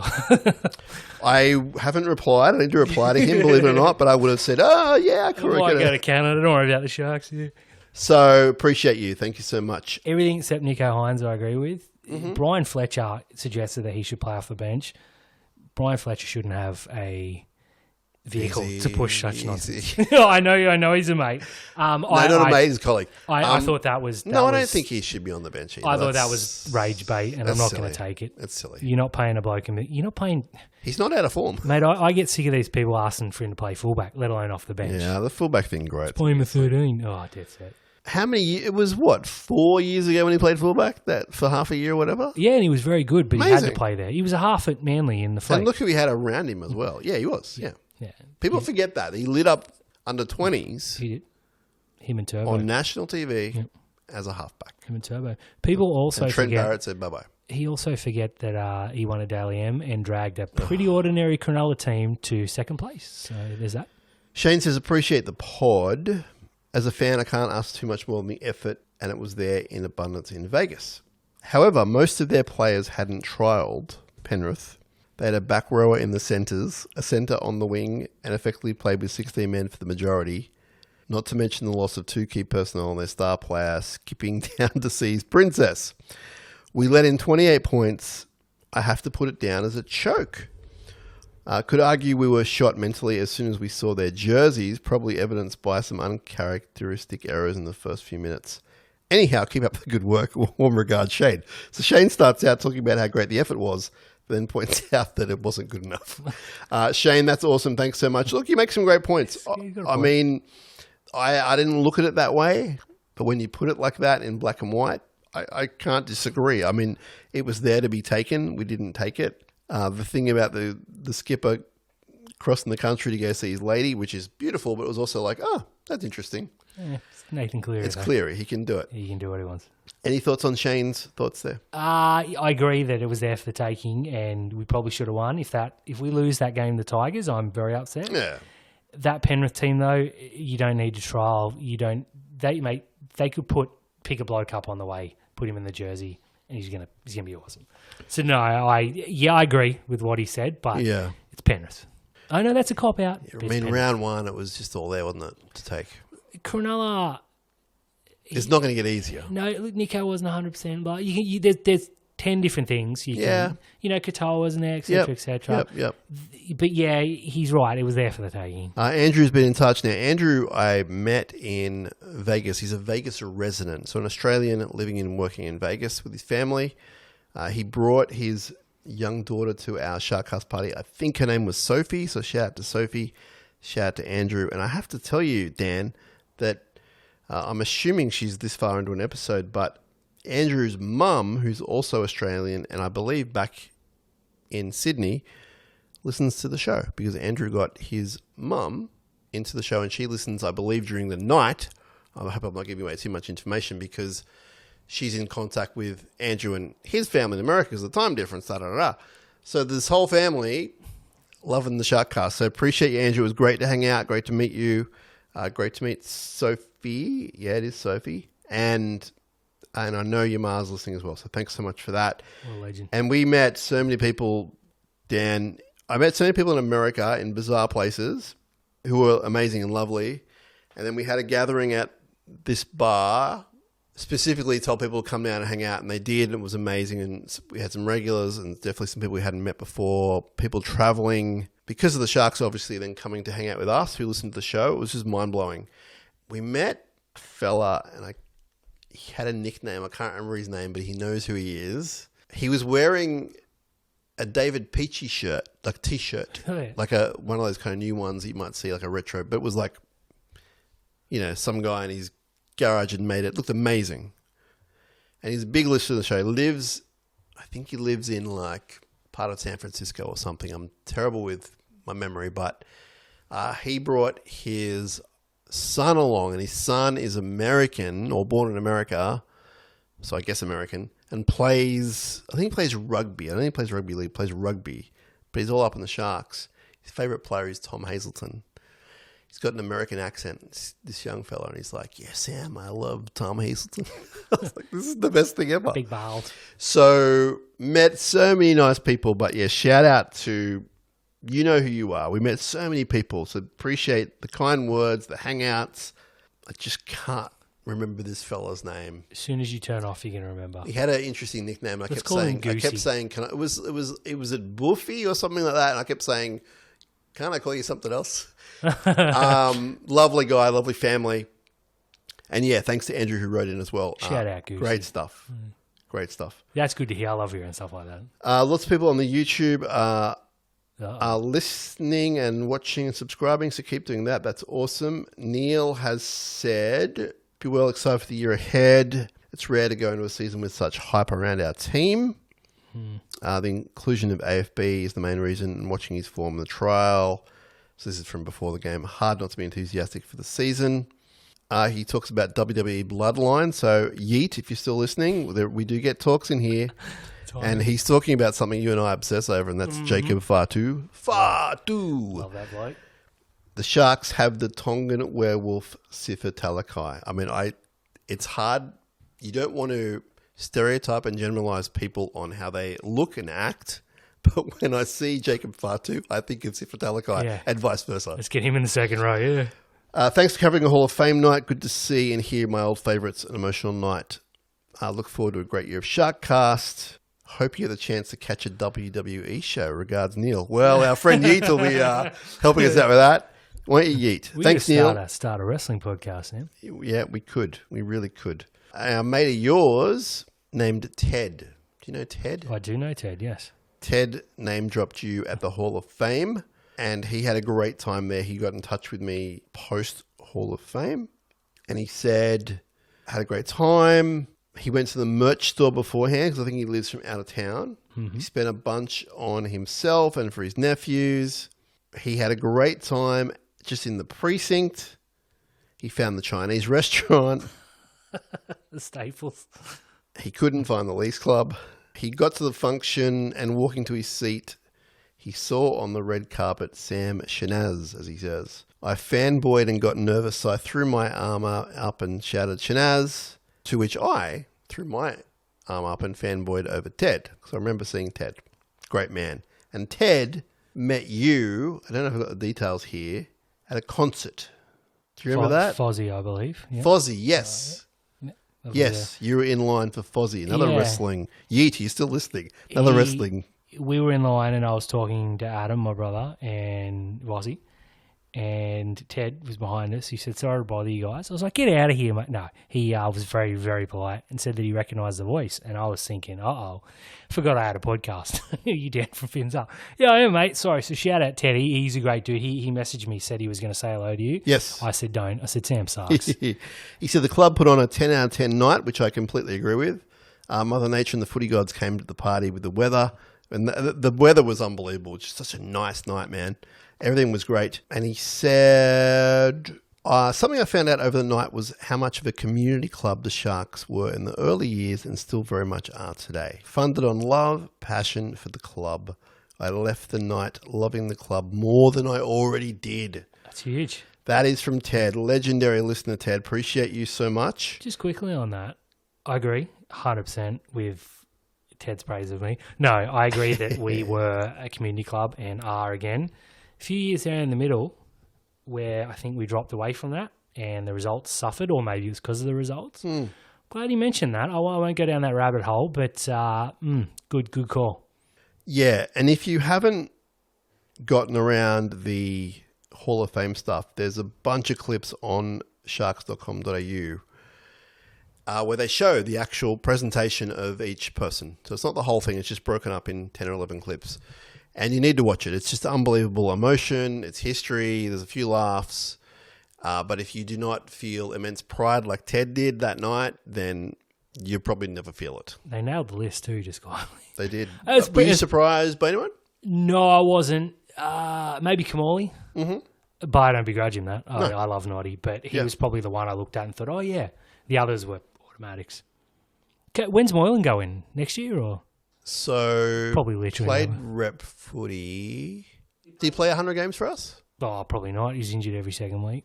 He got us to a prelim, though. Didn't win a comp. No, yeah, he might struggle. The criteria is pretty short. Look, that's fair. Yeah. I thought that Jason Stevens and Brett Kamali were surprising. Like you, I don't begrudge it. They tick every box. Yeah. I think every box. So awesome. I stood up and applauded both of them, spoke to both of them, but surprised me. Like if I had my list, I was like, they could, but I think maybe it'll be this person, that person. Yeah. But yeah, even some of the older guys like Dane Sorensen, who's an immediate straight guy in, he was just, he was probably the person who spoke the least, but still his words were just fantastic. And yeah, it got very emotional like throughout the night, like from Brett talking about his wife who passed away very sadly to like E.T. was just a babbling mess the whole night. It was so beautiful. But as soon as he got up there, and I think he mentioned Steve Rogers and that was it. And you could hear it in his voice. I was like, oh boy, wouldn't change a thing. Amazing. Matt Rogers, Donnie Rogers got up and spoke about his dad. Everyone had a really beautiful story, but yeah, some of them got a bit, not dark, but just sad. Yeah, of course. And it was just really a beautiful night. So hopefully there was some really good recaps on it too. Everything was positive. It's not my thing. I'm not real good at the history. Yeah. As I got found out on a trivia night, I can't pick the players out. I can pick the next 10 stars. I couldn't pick the last 10. It's just I. Oh man, we all do it differently. Like But I love that sort of stuff. Yeah. It's like, again, the WWE Hall of Fame. Yeah. They walk so other players can run. So Yeah. I probably wouldn't have gone unless I was invited, but I'll be at the next one, put it that way. Yeah, I think the people that went didn't regret it. Yeah. You know, and there were a lot of people that walked up late. The stage looked tremendous too. Big shout out to the Sharks. And look, I'm not big on false praise. I was a bit sus when I heard where they were doing it and how they were doing it, but it was picture perfect. And your mate Dylan. Oh, yeah, Dylan was there. I heard that on your show just quietly. Yeah. If you put that in a function room, I'm sure it still lights out, but you just don't have that romance. Like, they're on the turf. So, as I think Matt or Don said, like, you're on the turf where my dad's ashes are. Yeah. And we know who your dad is. So, It's pretty special. fantastic. Michael's been in touch. I saw Michael in Vegas. He said, my Vegas wrap, excluding the football result, which you've covered. We got the Thursday night, great experience overall. Fremont Parade, and then the night at the Tilted Kilt were highlights. Good to see you there. Game day experience and stadium was also a highlight. Once we settled, got our bearings in the stadium, it was great. We had seats behind the goalposts, then relocated higher up on the halfway level, which I always enjoy, that view. We knew it was going to be expensive, so that was just part of the deal. I'm glad I went. I think I heard on one episode, if the Sharks won and you didn't go, you would kick yourself. I enjoyed all your pods during the week and then debriefs. Back to reality now. Hopefully no hangovers for the team. With the exception of the result, I think the Sharks brand benefited from the week. So that's very wisely put by Michael. And great to see you. And I met one of your buddies as well. And it was he was at the SharkCast hangout. It was great. You're very popular, Sam. No. And I should point out that, Kieran was there. Joshy was there. Yeah, Josh gets it, doesn't he? Did he shout your beer? Was that a beer Yeah, first? I think he did. Oh, I don't believe that I think at Josh all. did, yeah. I've got no reason to doubt you. There were points of the night that he would not know where he was. Sounds like my To Josh. put it politely. He enjoys himself. He's in Vegas. Oh, this was Josh enjoying himself the most of us and enjoy himself. So That's cool. I'm glad to hear. Gary couldn't get there. Benny Harlem couldn't get there. They were doing God's work, in all seriousness. But a lot of loyal listeners, so appreciate it very, very much. I make fun, but that's genuinely fantastic. Yeah, great stuff. Do you want to give some plugs to what you do, please? Yeah. What do you do, Dan? Tell us about Mate, yourself. I do everything. I get bored very easy. Come on. Look, I host the Fins Up podcast with Terry. We have a lot of listeners across, but if you haven't, give us a shot. A few people bailed on us because our audio was terrible. I'm not going to lie, that was part of our gimmick, but we fixed that up. Oh yeah, which you is fixed good. that up. Yeah. It's not as professional as this setup, but No, you guys sound good. Thank you, mate. I'll take that. Just the old StreamYard. I'm on there, and Rugby League Outlaws is the big one. Terry and I do a show each week. We got a Shark segment, but it's a lot of Rugby League. You can catch me at Zero Tackle. Do the Knock On podcast on Zero Tackle's YouTube. I'm absolutely everywhere, mate. But there's no place I'd rather be than right here tonight. Thank you very much, and thank you for hosting the night, so to speak. I have a bit of correspondence from Brian. He says, funny to see the negativity already being thrown at Nico. He had a decent game, and that pass was a peach. He wasn't scared of the occasion, that's for sure. I'm an unabashed Nico Hines fan. I hate how lazy people are to blame Nico Hines.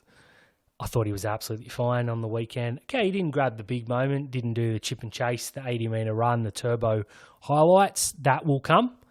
People have a very short memory. This is a bloke who took us to second place, and I go back to that team wasn't very good. He made them look good. Nico Hines is now, we finished 7th, 8th, and get resold in the first week. The team around him completely capitulated. He was our best player against the Cowboys, a game which we lost. He was our best player in, albeit a terrible effort, against the Bunnies when we were done. We were broken. You and I would have done better out there because we weren't quite so broken. He came back last year. He was second in the Dally M's to Dylan Edwards before he got injured. Origin absolutely messed him up. I want him to go out and call Laurie Daly and say, I'm not playing Origin. Don't pick me. I don't think he would anyways after what we've seen, but that's happened twice in 2 years. Don't forget the year before last, we were 1-1 or 1-2, whatever it was. He came back, ran through, and was leading the Dally M's. He would have won the Dally M for the second season in a row if he played one more game, and he missed like 7. This is a bloke who is an easy target and a lazy target. I go back to the game that we lost against the Bulldogs where he missed that field goal from right in front. Shouldn't have missed it. Should have kicked it 11 times out of 10.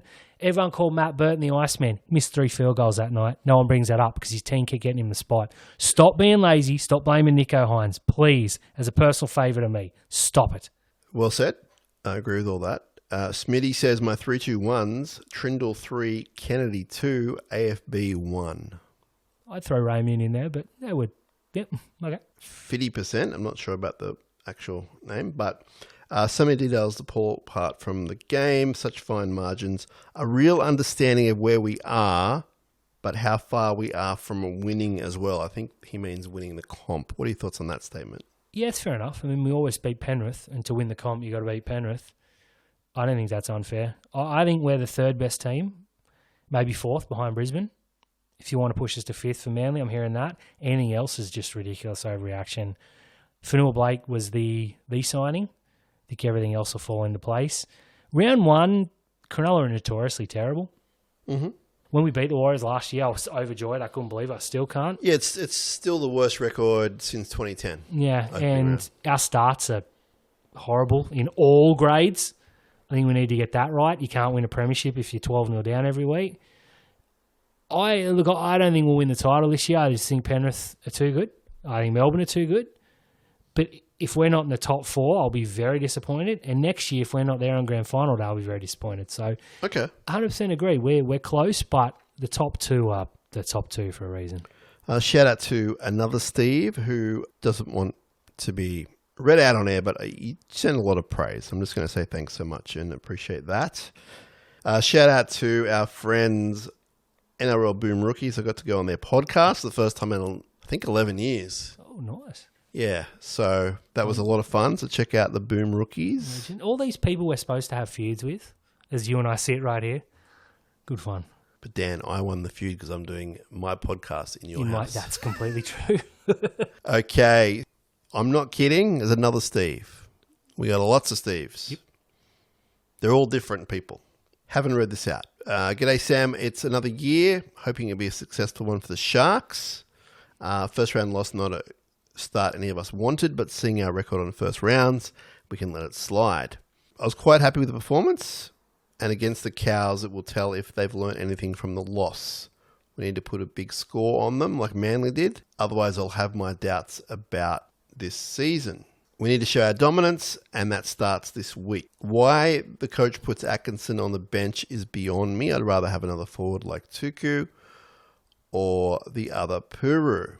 Even Barrow would be good. So that's another person who is a bit intrigued by that. Mm-hmm. Potentially even blood, Riley Pollard, he says. I'm not sure gifting a player leaving the club, especially one going to our little sister, hopefully they get a good win Saturday night and prove they're hungrier than last year and get a good win for us fans that we can be proud of. That's from Steve. Pollard, I'm huge on, but he's just played his first game in New South Wales Cup. Yeah. Sam says it's 2016 round 1. We've just played last year's premiership winners and lost by 6 points.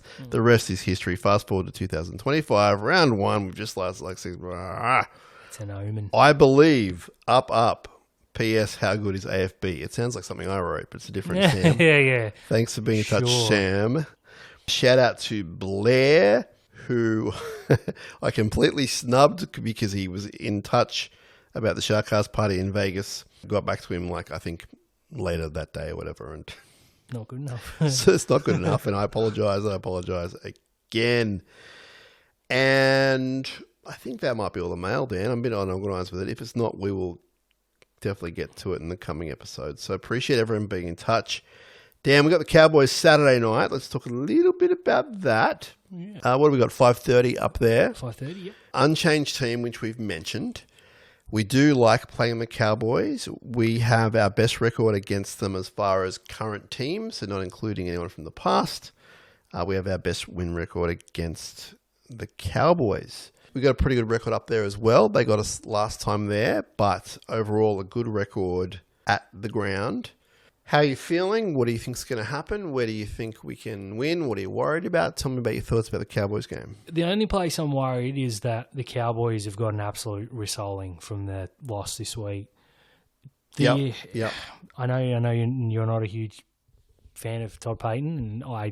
Oh, no, I'll say this. He intrigues me because I think he's just a massive weirdo. That's fair. Look, I'm not saying he doesn't have talent as a coach, that's fair. but I feel like if I was his manager or his mentor or his partner in life or whatever, now I'm getting weird, but I would be like, hey, maybe don't do the silent aggressive things so much. That's completely fair. I'll never Death forgive stares. him. I'll never forgive him for talking for 4 hours when he won the Dally M.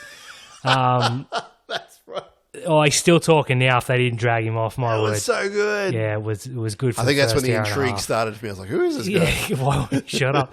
No, look, there's going to be some level of bounce back. They've dropped Jeremiah Nanai, which is huge because he played Origin last year, saying that his defence isn't good enough, his attitude isn't good enough. So they're setting standards. They've got a young halfback, Tom Duffy, I think his name is. He looks the goods. Tom Dearden make a career out of tearing us apart. Yeah, we've seen it. In the past, we've won games 40-10, and it's Tom Dearden and Kyle Felt. I'm glad Kyle Felt's not there because he scores against us for fun. Even when we flog him, he scores a couple of tries late on. There is no world in which Cronulla shouldn't win this game and win it fairly comfortably. That's what worries me because I'm a Sharks fan, and that's what we do. Mm-hmm. I'm tipping Cronulla fairly confidently. I think we got a better forward pack. We definitely got better halves. Our centres are worldly compared to theirs, and they're okay. They're a couple of rookies. There's nowhere... Look, Ruben Cotter, I really like. Yeah. Not a big dude. Their middles, no. McLean, no good. Tom Alola, if he plays on the bench, 5 years ago would have scared me. There is no reason. He's in number 21 and 22. Yeah, he's not playing, is the word. There is nothing about that side that scares me, except the fact that they're at home and they're coming off an absolute pouncing. Yeah. They're going to be better. They're going to want to show, and we're the team that's stepping up. Cronulla have got to want to show, hey, we almost beat Penrith. So what? They don't give Nobel Peace Prizes for almost achieving something. You got to beat these teams. We beat them last year when we last played. They beat us the time before that. We smashed them the time before that. Oh, the record's good. Yeah, which actually surprised me because Thurston did a lot of damage to us in the middle, but there were a lot of times early on where the Cowboys were very bad. Cronulla need to win this game by 20 plus, mate. That's the long So you're taking the last Steve we spoke about. You're taking that side of things. I'd be happy with anything, to be honest. I just want to get the win under the belt and then move on. But yes, of course, the bigger and better you play, then everything's a lot better, obviously. A 1 point victory is enough. Yeah. Big picture, you're talking premiership. That's round 2, I know. Yeah. You got to belt these teams. Yeah, I gotcha. Yeah, absolutely. That'll be the change this year that will take us higher, is to belt these teams. I agree. We've conceded the last try in the past 6 games. Now, I know we've only played 1 game this year, so I get that. But it's the same squad. We've got to fix that up, I think, because that can come back to bite us. Talakai plays his 100th game for the Sharks. I think he's at about 109, 110 NRL. So I'm not sure how big a deal they'll make about that. But internally they will. It's obviously a big deal for the club and for him. I'm looking for Mulatalo to bounce back. I think he's going to be feeling what we were talking about before, about the incident and then the misread. Follow up. Yeah.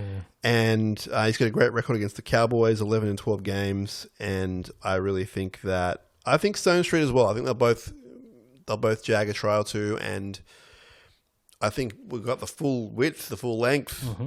Bradley can kick properly. I think that everything's in our favour now. As I said, they're going up on Wednesday. They'll be there acclimatised. There's no excuses. I believe they're all fit. It's just a matter of getting it done. Just holding that ball, just doing the simple stuff. And I'm with you. I think we're going to win. I don't know what the score will be. I don't know by how much, but I think we'll win. The Cowboys, for me, will bounce back. I think the key guys for them are just their danger guys, like you've spoken about them. I don't think there's a lot around them as well, which you spoke about, which is good. This is a long grind we're in. Round 2, get it done, move on. South the next week, Canterbury after that. It's just, that's how I'm looking at it. I'm looking 1 week at a time, but I'm looking at it 1 week at a time so I can get to that next week. You're right. Like, if you flog teams, it shows something. And then when you beat a Penrith at Penrith by 1, that's when that counts. So let's get it done. I don't know what else to say, Dan. It's been fun. It has been fun, mate. I hope let's cap this week off with a Sam Stonesteed hat-trick up in North Queensland. It feels like so much more than week 2. Mate, it's the Vegas thing. It's been weeks. Oh, it's Vegas. It's preseason. It's just, there's been a lot of... What about the poor Titans? They haven't played a game yet. Yeah, right. It feels like week 4, and they're not playing till Sunday night. Yeah. They'll be chomping. Yeah, they will. It just feels like with the Sharks, and this is a positive, not a negative, but it feels like there's been so much going on and such a spotlight on them from both like a the way they project themselves out into the world. Here's our Hall of Fame. We're going to Vegas. Good trial form. To people looking at us going, oh, you got Fanua Blake. That's awesome. You guys are going to make the grand final. You're going to win the comp. Oh, it just feels like it's just been snowballing. It's not even week 2 yet. We're not even there. And that's not a complaint. I'm just sort of talking to you generally. But it just feels, it feels kind of different this year. And I'm hoping that's a good thing. There's a lot of hope in the club. Fans, as you've heard, are already arcing up, which is great, having an opinion. So please get in touch anytime you want. SharkCastPod@gmail.com. We're on the DMs. We need you to follow us, subscribe, like, all that boring stuff because it really helps. Check out the website, sharkcast.com.au. Check out Dan's stuff with Terry. We send our love to Terry once more. Hopefully he's made it through the episode. And enjoy the game on Saturday afternoon, Saturday evening, Dan. We'll talk to you again soon, I have no doubt. Appreciate all your help as well, just as a personal shout out. Appreciate your help. You helped me out a lot with all of this black, white, and blue stuff. So until we speak to you next time, which will be probably before you think it'll be, up, Cronulla. Let's roll. Let's get those Cowboys. Let's go. Hey folks, we finally have some merchandise available. RugbyLeagueMerch.com is where you'll find SharkCast merchandise. RugbyLeagueMerch.com. Hats, t-shirts, stubby holders, coffee mugs, just for a start. A lot more coming in the season ahead. RugbyLeagueMerch.com. We've kept the prices down as much as we can. Check out the fine print for postage, but we do believe that Scott at Rugby League Merch is doing a great job. Happy to align ourselves with him. And any questions, please drop us a line. Check out rugbyleaguemerch.com for all your SharkCast merchandise needs, whether it's for you or a family friend or anyone else in your tribe. So check it out, rugbyleaguemerch.com. Sharkies! Sharkies!